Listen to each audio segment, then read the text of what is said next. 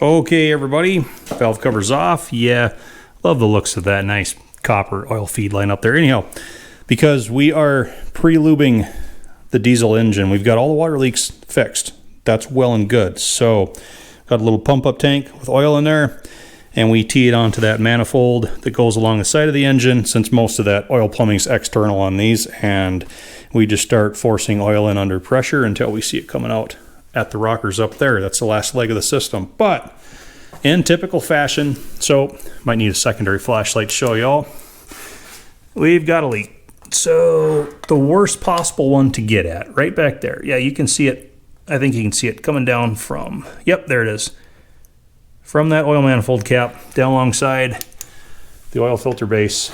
Oil leak right there. So never in the best of spots either. I was able to sneak a wrench in there, cinch that nut up. It slowed it down, but it still hasn't taken care of it. And okay, so we're gonna have to take it apart. I really tried to dot all the I's and cross all the T's on this. You can see like some of the gray squeeze out there and there. It got like the nice Motorcraft Ford 7.3 diesel engine rated silicone sealer and all that stuff. That's the last piece back there that I want to have leak.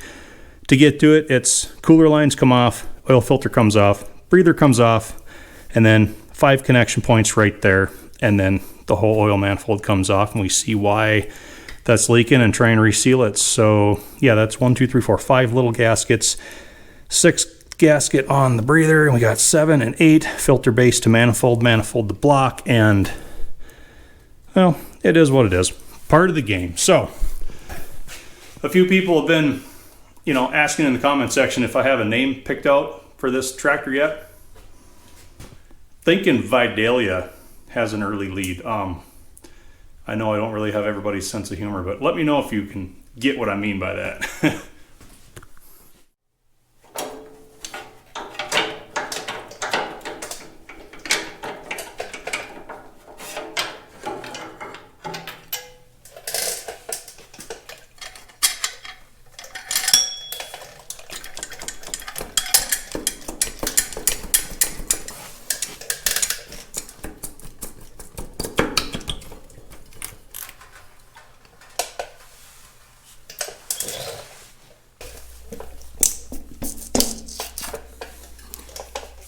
Man, those gaskets stick well.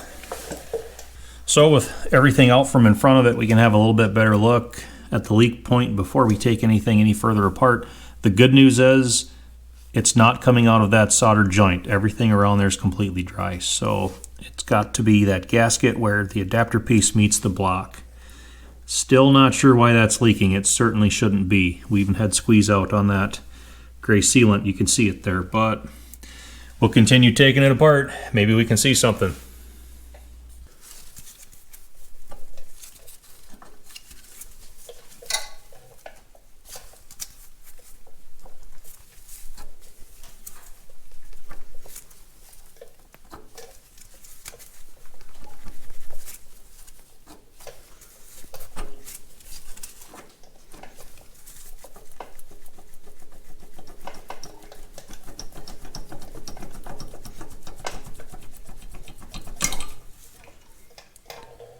There's the piece.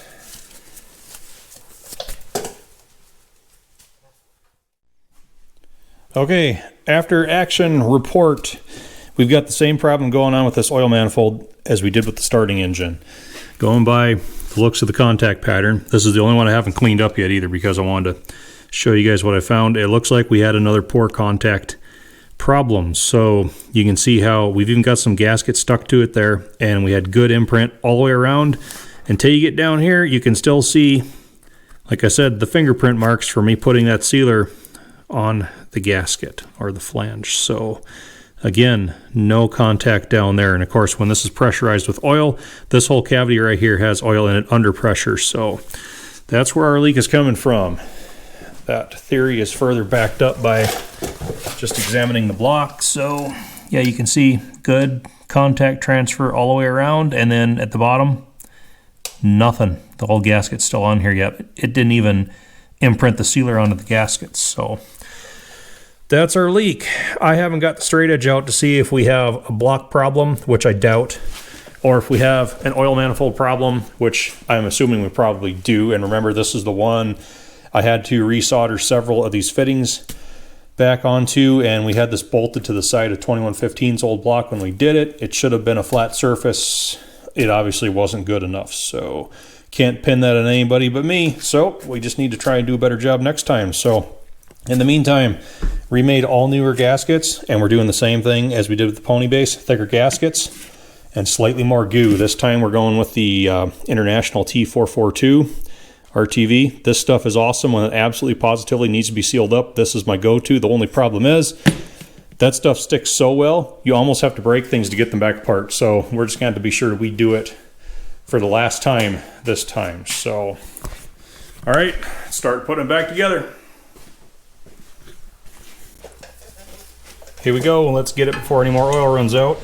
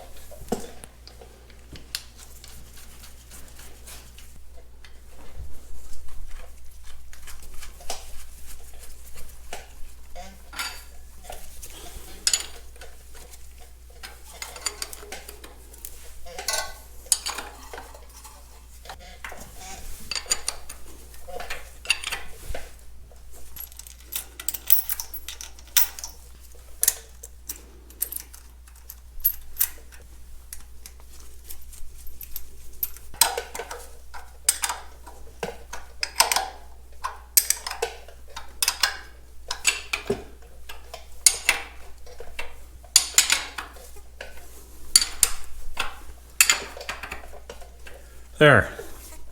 Feeling a little better about that.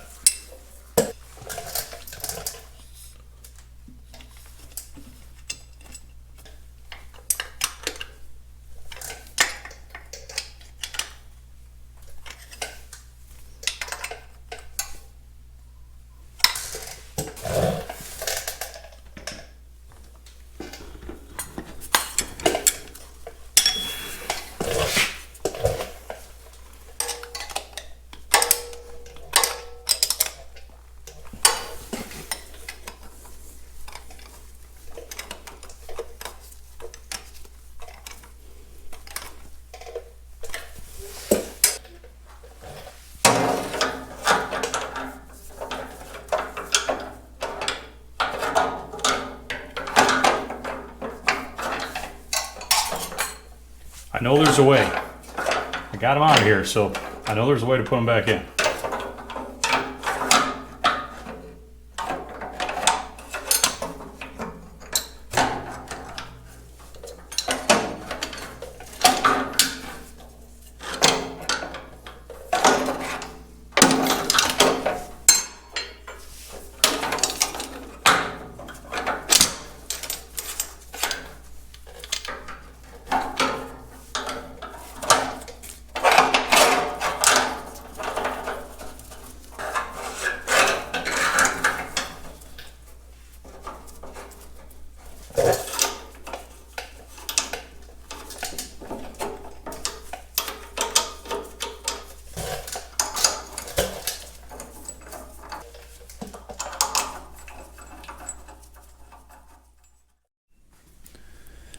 All right, so it's the next day. I let all that fresh sealer set up overnight.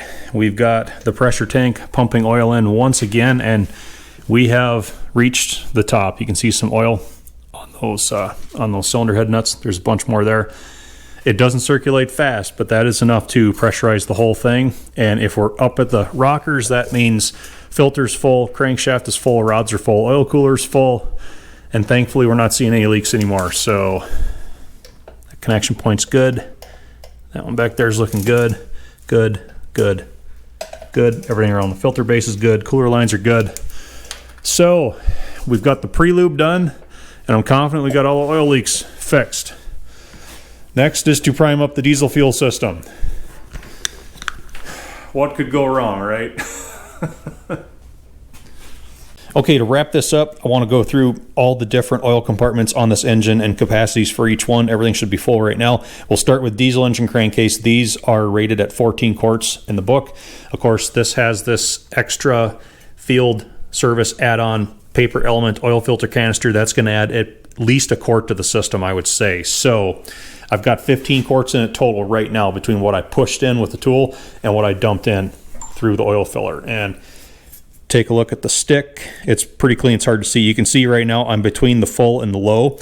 Now, this is only an accurate gauge when the engine is running. So when the engine starts running, that level is going to drop. Typically, I'll fill it to about an inch above the full mark. But because we've just pressurized this whole system, and there's going to be a certain amount of drain back from the oil cooler, maybe from the oil filter canister, the level in that sump is going to rise. So we're at 15 right now. I'm going to keep it right there, hoping that it's good. And I don't know if anybody's noticed this yet. I was really hoping that like the minty chrome bezel on my temporary coolant temp gauge would have like improved my luck with this thing. No such luck. Chrome doesn't always get you home. So with that out of the way, diesel engine air cleaner. This took just under 2 quarts to fill that cup to the bead line. Starting engine air cleaner, that was 1/2 of a quart. Fill that cup to the bead line. Starting engine, of course, we know is 1 quart capacity. I think you can see it on there. Over to the other side now, we've got the starting pinion clutch drive housing. That is about 1/2 a quart. You fill it through this hole right up here until it runs out the level plug on the front of that cover.